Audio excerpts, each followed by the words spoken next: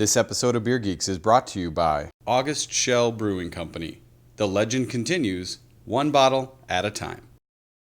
Hey everybody, Jeff Angel here. Every day the beer is pouring somewhere in Minnesota and my crew and I are not about to miss a drop. Right here on Beer Geeks.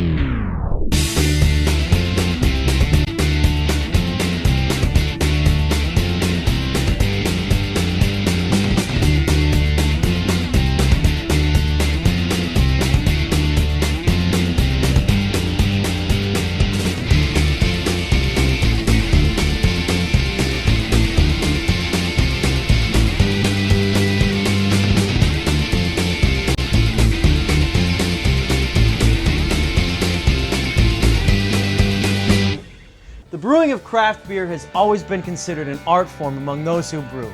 Brewmasters build their knowledge on a basic set of rules, and once they have that down, that's when the true artist in them comes alive. On the south side of Minneapolis, it's a relatively small brewery, where the Dionysian celebration of beverage crafting meets the Apollonian artistry of painting and design, Harriet Brewing Company. Brewing beer is a lot like making art, from the conceptual phase all the way to the final product. Appreciating the beer as an art form takes understanding who made it, and it takes understanding where it was made and why it was made. The Who is owner and brewer Jason Sowards. All right, good to go? Good to go. And his newest full-time brewer, Paul Johnston. This is like the Jedi-apprentice relationship that you two have, is that right? He walked in here and he just, boom, started brewing beers. Paul is a German-trained master brewer. Yeah? In the Longfellow neighborhood of Minneapolis, where the community and brewing got along from the start. Great beer here. Weekly free tastings didn't hurt either. It's really nice, I think, to have a local brewer that can educate me to all the different styles. And the education begins with the basics. I think this is a beer that you've made before by yourself, but is this new to the Harriet Brewing family? First time we brewed this beer. A Doppelbock that starts with 5 different malts. Doppelbocks are a malt-forward beer. You know, it's the epitome of malt showcase. Highly roasted, and it's dehusked. And you can try some too. It's Literally eat it. cereal. There is not enough gum in the world to get this taste of that out of my mouth. Well, we'll give you more barley to chew on. Thank you. Yeah. You know what this tastes like? It tastes like my mom's grape nuts. Oh yeah? Yeah, it's good. These are really I great could eat malt. this. We put it in there merely for color. If this is purely for color and aesthetics, why use it? Because I want a dark color in the You want beer. okay. Doppelbock is a big style. Anybody who likes their Doppelbocks expects high alcohol, higher residual sugars. Yeah. And it's nice to have something that balances and cuts through all that bigness, and the dark malt certainly will. So this is Carafa 3, a single batch of beer that we make. I only put 5 pounds in. 5 pounds. It's a really strong malt with respect to like how it can affect your beer. This is actually a really delicious malt. When in Rome. Good. This is why we use 750 pounds of this and just a little bit of the other stuff. It's Munich malt. So this is the like quintessential German malt. So, put the malts on the top, goes through the drums. It's a 2-roller malt mill. So basically there's 2 big steel drums and they're spinning in opposite directions. And that will squeeze the malt right through. And basically what you're looking for is you want to crack this kernel open, pop that germ out, and pulverize that a little bit, but keep that husk intact. Okay. And that husk will later work as a filter for us during our process.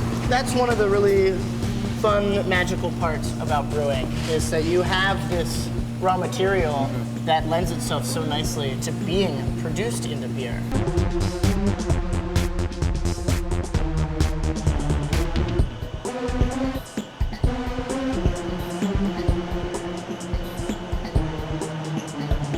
Up next, I hang with Jason in the Harriet Lounge, and we discuss our mutual passion for beer and vinyl records. August Shell was my great-great-grandfather. Started the brewery in 1860 here in New Ulm, Minnesota. And it's passed down through the generations from father to son and father to son. We're not shiny, we're not new, but it adds to all the character that goes into every brew. It's a tradition that we want to pass on to our kids. A tradition, a legacy, a way of life.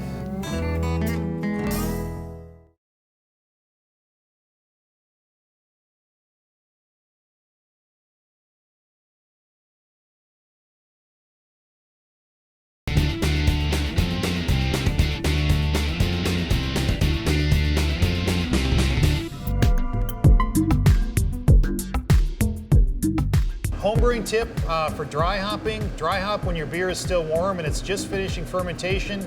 That way you're going to extract the maximum amount of aroma out of your hops versus when you dry hop and the beer is already cold. Harriet Brewing Company currently distributes kegs to a number of bars and restaurants in the Twin Cities area. But to truly experience Harriet, you need to walk through those doors, take a tour of the facility, and grab yourself one of these. 64 ounces of beer in a reusable glass jug called the Growler. Growler of Westside? Growler sales are our #1 way to bring in people here. People come and visit the brewery, which really fits in with what we want. It's walking distance from the house, so it makes a nice Saturday walk, and it's a local business, and we always shop locally. This company is kind of a manifestation of everything that I love. Beer focused, obviously. And while the beer is brewing, Jason spins another passion unique to Harriet Brewing Company. You've created a really cool environment here. What I love about it is that you walk in, you have the amazing artwork right in front of you, the taps are right there, you get your beer, then you go to the brewery. That's a great experience for people who come in here. They really get to see where their beer was made, meet who made it, so it completes that kind of circle in your mind of what am I drinking, where did it come from? It's a treat to be able to give that to people. And you enjoy pouring a pint and hanging out with the people that come in? And oh my gosh, as a brewer, that's kind of the apex of everything that you do. Talk us a little bit about the art. You guys are very proud of not only crafting art in a glass, but displaying art on your walls as well. The brewer is an artist, and so the art on the walls up front is to help people realize that beer is art, and having explicit art around, that's part of the reason for the music as well. How have you amassed this record collection? Because this was, I mean, as a record collector, I was really drawn to this part. I loved getting my beer in, you know, buying a t-shirt and then sitting down here and just checking this out. A lot of it's mine. I've just been a collector for a while. I love music, always have. What I like about vinyl is that it is a hands-on involving process. You take time to pick it out. Yep. You go up there, you know, you throw something in the masher, boom, that side is over with. Now you have to come back here and decide, no, do I want to listen to the B-side, or do I want to pick something else? Where is the mood taking me? And you have to sit here and look through all of these records, and I think that's very cool. I do too. The lost art of albums is probably the most nostalgic reason why records. You know, because you can put an MP3 player on and pick your favorite songs, you don't get the artist's message. As awesome as this collection is, I noticed that there are a few things that need to make it a little more eclectic, right? Yep. So I have donated some records of mine, my own collection, for you and your guests to have here. So the first one is Lionel Richie's Can't Slow Down. What I love about this is that it's a poster in of itself. You can flip it out. And it's a man dancing around a pole. And you can look at that all day long. England Dan and John Ford Coley. This is a personal favorite of mine from a long time ago. Interesting. I've never heard of them. You're in for a treat. You know, they play a few of their songs on the radio, but like you said, I mean, to really understand England Dan and John Ford Coley, you got to listen to the album. A and B, for sure. And Paul Bogusch Jr. As far as I know, only 2 of these exist. I own them both, so I'll give you this copy and try to locate my other ones. So there you are. I hope you enjoy them as much as I have. Thank you, sir. And you'll have to invite me back so we can, you know, have the Doppelbock, listen to some tunes, and enjoy ourselves more at Harriet Brewery. Cheers. Cheers. When we come back, we head to Lake and Lyndale in uptown Minneapolis to brave a hostile environment, all for craft beer.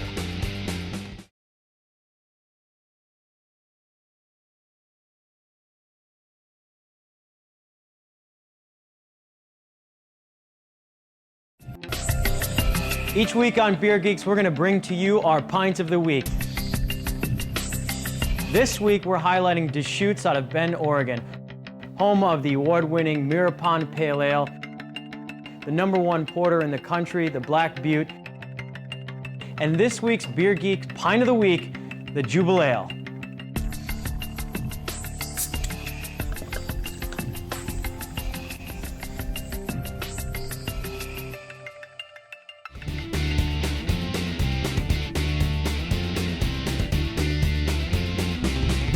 Here in the heart of uptown Minneapolis is a mix of 2 ironies. One, we have a bar full of thirsty Green Bay Packer fans The other is a brew pub that crafts and drafts their own beer. That place is the Herkimer.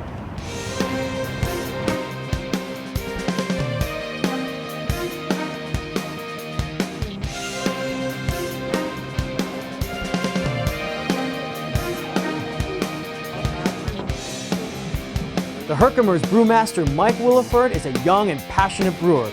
With only a few years of experience, he already has Minnesota breweries Lift Bridge and Flat Earth on his resume. Shortly after I started homebrewing, I started at Lift Bridge Brewery in Stillwater, Minnesota as a delivery guy.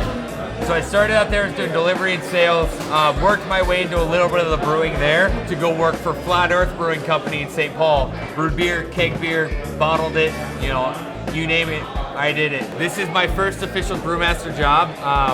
You know, I'm one of the younger brewmasters in the nation. You know, as far as craft beer goes, we only make German styles. That's a thing we highlight. What makes us different though is our atmosphere and the whole package that we bring.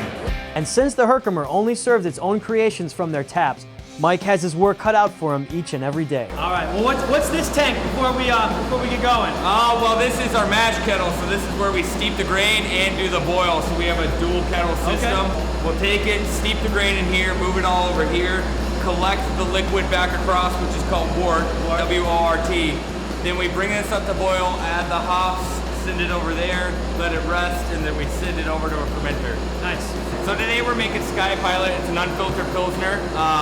We actually have it on tap right now. It's one of our hoppier beers that we make. And that's called a Keller beer. A Keller beer, yeah. So that's German for cellar beer, which means that it's been aged for some time. So the Sky Pilot that you have on right now on tap, how old is that Sky Pilot? We tapped it about a week ago.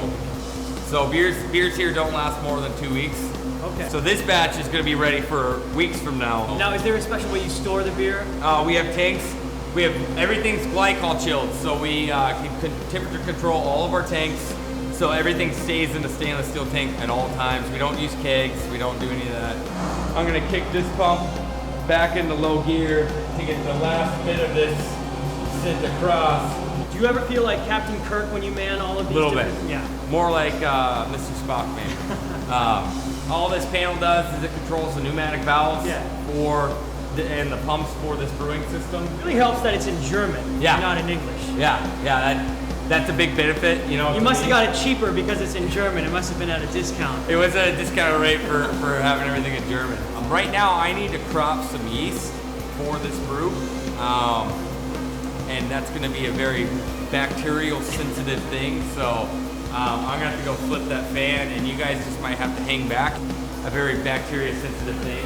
As much as I would love a yeast infection, I'm gonna go hang out behind the safety glass and watch him do it from there. More's coming in right now.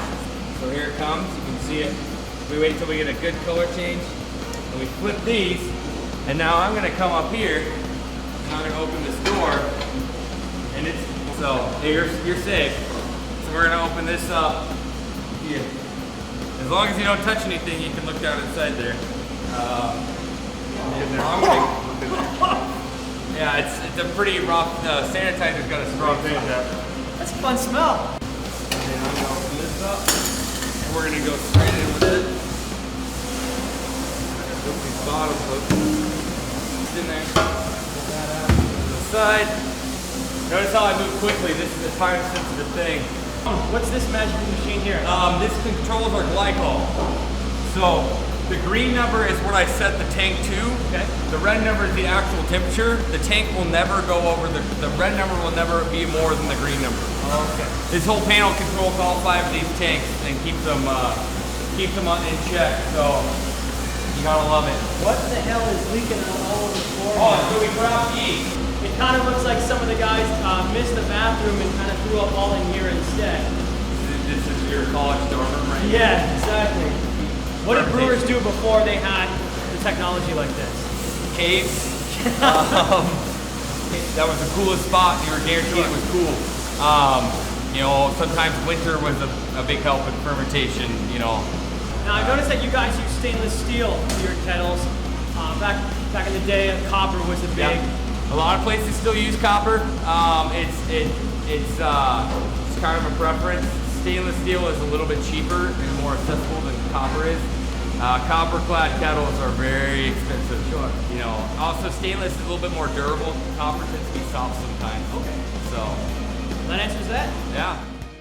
Up next, the Beer Geeks and I sample the early stages of Mike's Triple, then pair craft beer with food on the Herkimer menu.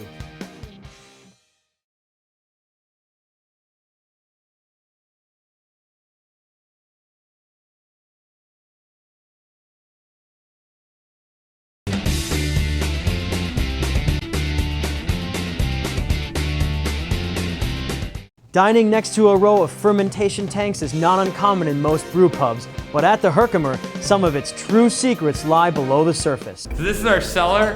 This is where all the beers come downstairs to age. These 3 tanks right behind us here are conditioning tanks. Beer sits in there, conditions. That's also where we carbonate. After it goes through the filter, it comes into one of our serving tanks where we hook up a tap line, send it upstairs for you guys to drink it. This is our Handies tank. This will always and forever hold Handies because that's our #1 selling beer and we just want to have it on tap all the time. Mike is challenging himself with a brew that requires some attention to detail as well as patience and also a tolerance for alcohol. So guess who decided to join us? Mark Updahl. He conveniently always shows up when we're always tapping something good. This is our triple box. So this is kind of a beer that's been played up a lot by a lot of beer geeks and stuff. Key points about this beer. We brewed it with sake yeast, so we wanted the higher alcohol. It's right now sitting at about 22% alcohol, so it is a big beer, but I will say it's not like any other beer you've probably ever tasted. So I'm gonna grab a sample real quick of this guy. Again, what you get here is, so far it's a little murky. We're still in aging, you know, but this is a big beer. Again, 22% alcohol, so that's it's about 4 beers in 1 glass. I think we put this in the Beer Geek bus gas tank. Yeah, I think that's how we got it. That's actually you did. So this is high octane fuel. So Mark, I'll let you do the honors. Don't be afraid of it. Super cloudy. Super cloudy. Ooh, bright fruit notes. Yeah, that's just fruit as heck. Yeah, it's dark fruit. It's definitely high in alcohol. Obviously, you said it's what, 22? Yeah. It's a big beer. It's definitely big. A lot of really deep, dark fruit. It's got a sweet finish though. It's really drinkable. Better try that, Jeff. You better see what kind of octane we're dealing with here. I love the snifter. Yeah, I mean, that's probably what it'll be served in, is something very similar to that. It's about class. 5 ounces. It's all really what you're gonna need. I am being a bit radioactive. Yeah, you're already like keyed up already. I think I'm starting to glow. I don't think we need the lights anymore. Pretty soon you'll start to see through walls and fly. So. So what is the triple box style? You know, the triple box style is actually not recognized as a style at all yet. Some beer recipes, they kind of get put on a pedestal. They're just difficult to execute. They're difficult. I mean, this was a hard brew for us. In keeping with the German style, where did the sake influence come from? Sake influence comes from our sister restaurant, Motowai. Right across the street. Right next door. So did you just go next door, knock on the door, say, hey, can we borrow some ketchup and some sake yeast? Yeah, no, they don't brew during the summer. So when we were brewing this, they had no yeast. So we actually ordered this yeast straight from Japan. So when do you think this bad boy is gonna come out? You know, right now, tentatively April. Until then, you guys are the only samplers of this beer besides myself, my assistant brewer, and my boss. Tell you what, I want to be the only sampler. Here's my business card. All right. Give me a call. As soon as it comes out of there, it's gotta go right here. All right, we'll do it. Mike is also designing beers that score touchdowns on the Herkimer's food menu. What I try to really do is, there are certain dishes that pair better with certain beers, but really what I try to do is I try to have a tap lineup on tap that, you know, will either complement every dish, contrast every dish, or cut every dish. So some of like the spicier stuff like the wings, you can go alt if you want a little bit of that malt backbone with the hops to kind of complement the heat, or you can go daily pills to kind of just cut it and cleanse your palate. So I try to make sure my beers can pair up with any dish on the menu, because I don't know what, you know, a customer's gonna come in, they might want a Herkerburger with the Doppelstiege, and it's flavor profiles that I might not pick, but I gotta make sure that if they do that, it's gonna go well. So it's just about balance on all aspects. Handy's American Lager. Nice. All right.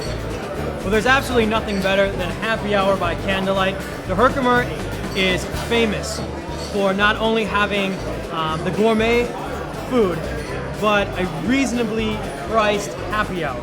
The interesting thing about, and the cool thing about the onion rings, is the onion rings have been battered and dipped in the Sky Pilot lager that we just brewed. And what we have corn dogs on a skewer. So it's a little taste of Wisconsin meets Thailand.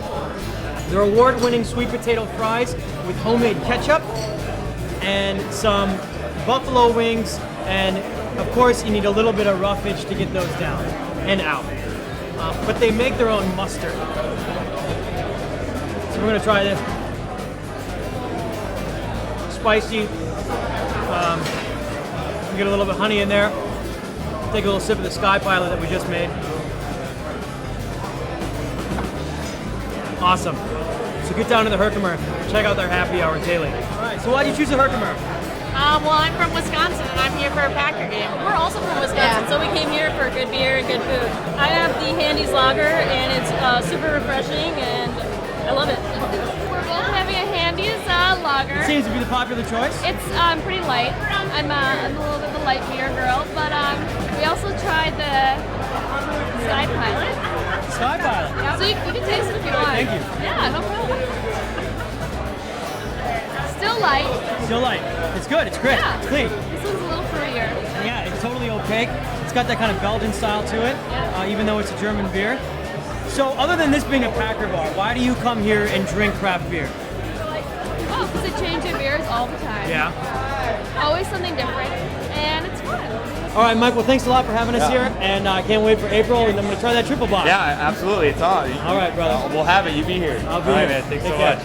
Well, that wraps up this episode, so be sure to tune in each week for more exclusive brewery tours and all the latest in craft beer news. And be sure to check out our website for everything that you need to find right here on Beer Geeks. So at the Herkimer, this is what happens when you don't have any money to pay for all the beer you drink. They put you to work squeegeeing the brew room down here. And the Beer Geeks stuck me with the tab.